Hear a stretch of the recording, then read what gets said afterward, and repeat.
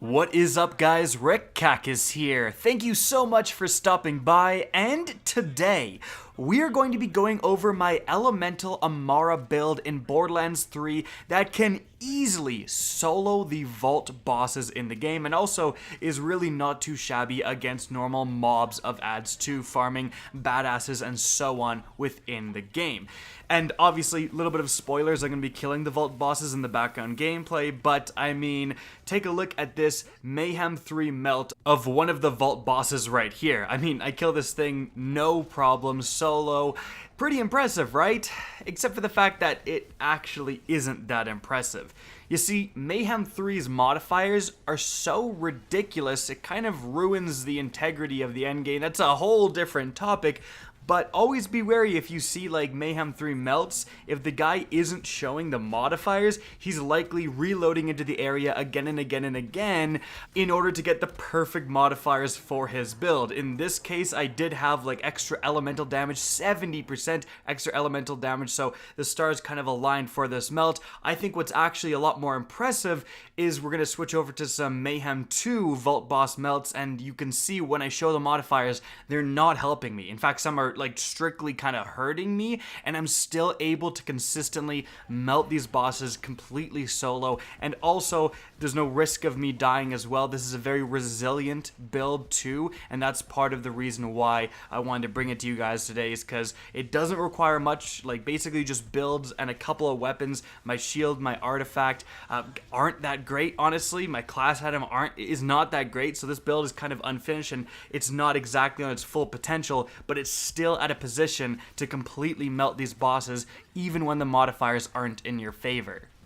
So, let's take a look at this build. Firstly, with the weapons. The absolute best thing you can have is the conference call. Now, this is returning from Borderlands 2. It's still phenomenal. What it does is that when you hit an enemy with its bullets, they then spread out sideways. And you can see in a lot of these vault boss melts that the bullets will hit a crit and then spread out and still hit the enemy because they're very large. So you're basically getting 2 or 3 times the damage per shot. It's phenomenal. Now, some other guns. This Crossroad SMG is really good. It shoots out like a burst of bullets, you know, ×4 you can see in the damage with every single shot. This is kind of one of the main guns I use against ads. Actually, it's really good at melting them. Not as good as the conference call against bosses, however. And then I have a couple of just backup guns that they're pretty darn replaceable. Looking as well towards the gear, shield, this is just a decent overall shield. Again, I don't have a shield or anything that really goes with my build. In fact, you know, this mod, the class mod I have on is SMG damage, which is great with my SMG, but not so good with the shotgun. If I had plus 45% Hyperion critical damage, oh my goodness, I'd be melting even more, right? So again, that's kind of the impressiveness of the build, is that it's able to melt with not optimal gear. Now, this artifact right here is pretty interesting. Overall, it's just a general bonus. You gotta look closely though, the elemental damage boost is not overall. It says when suffering from an elemental effect. So if I'm on fire, then my incendiary damage is increased by 183%. Being on fire actually happens pretty often, so this is actually still a decent artifact to run. Now let's go into the actual skills. This is really what matters the most. As long as you have like an elemental conference crawl, combine that with this skill tree and you'll be able to melt bosses. So, respect into phase grasp, even though we're not using phase grasp, and I'll explain that in a sec. We have all 5 out of 5 of increasing the damage and duration of elemental effects. This is an elemental build.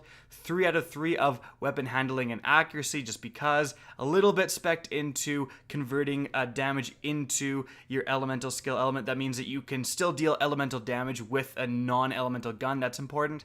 All right, Tempest. This is super important. Just going to increase elemental damage by 30%. That's what we want. A little bit spec'd into spreading around elemental damage, good against ads. Importantly, Deep Well, 20% increased magazine size with elemental guns. You're pretty much always going to be using elemental guns, so this is a great skill to have. Then we have Indiscriminate, really good against ads as well. This is one of the most important things here, Sustainment. So this is 20% of elemental damage you deal, you gain back as health.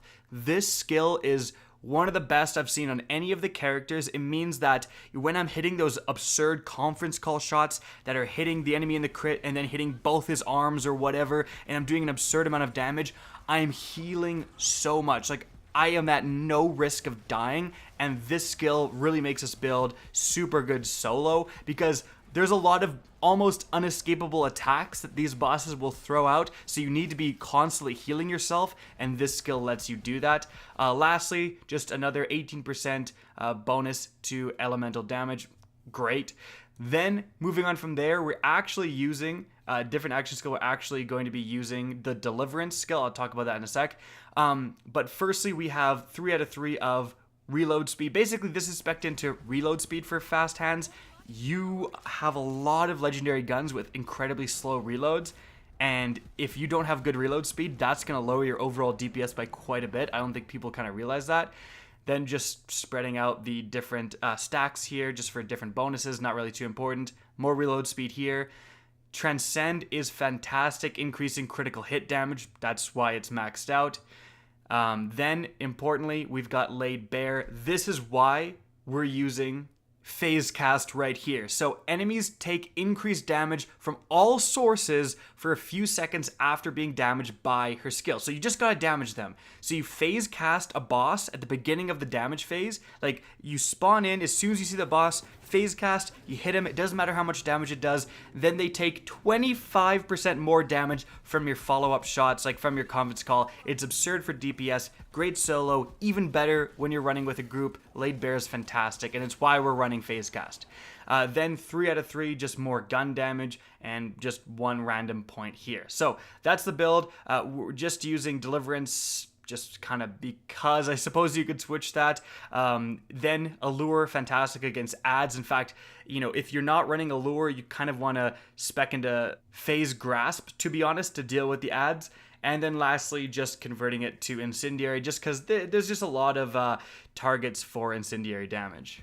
But actually, if you're fighting a boss that has like tons of shields, you can just equip Phase Cast, and then that'll automatically be Shock actually, and then you don't like specifically increase or put in Soulfire, and it'll stay Shock. So this a skill that converts some damage to whatever your element is, like that will come up against bosses again with shields and so on.